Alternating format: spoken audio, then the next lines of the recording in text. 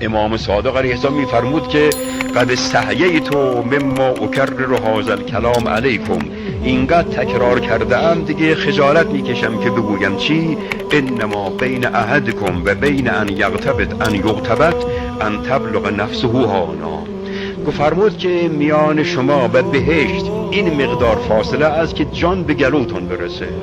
اشاره به حلقشون کردن و او به احوا الی حنجرته، یعنی همینقدر که جان از بدن شما در آمد به حب علی شما را در بهشت برزخی می افکنند. بیفاید اینقدر تکرار کردم خودم خجالت میکشم.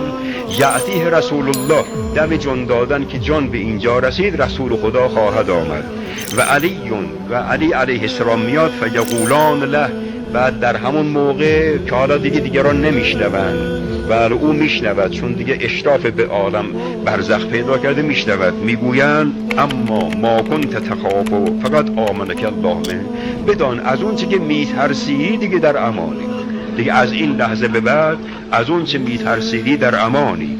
و اما ما کنت ترجو فامامک فابشروا، اونی که امیدوار بودی سر راحت هست، حالا بشارت باد بر شما. یکی از دوستانشون در حال احتضار بود، این راوی میگه من رفتم کنار او نشستم در حال احتضار، بعد اون لحظات آخرش دیدم دستش باز کرد گفت بسط تو الیک یدی یا علی. در اون موقع گفت یا علی دستم به سوی دراز شد، یعنی حالا دیگه دستم از دنیا منقطع شده، من هستم و دامان تو دیگه، یعنی دست خالی آمدم دیگه، هیچی ندارم جز محبت تو.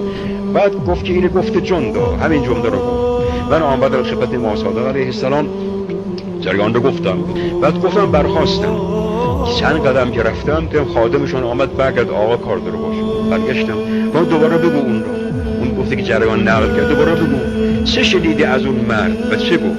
گفت آن که آنش بودم دست باز کرد گفت بسط تو الیک علی یدی یا علی، اینو گفت جنده.